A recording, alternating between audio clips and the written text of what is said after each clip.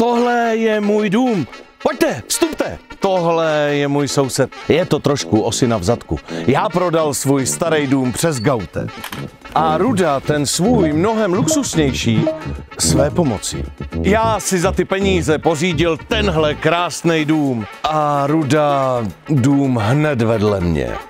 Já si pořídil sluhu.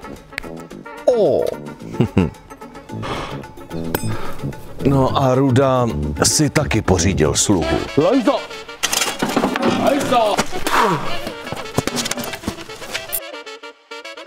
Já jsem si pořídil tohohle mazla. No a Ruda starou feldu nabít. Je čas vyřídit si účty.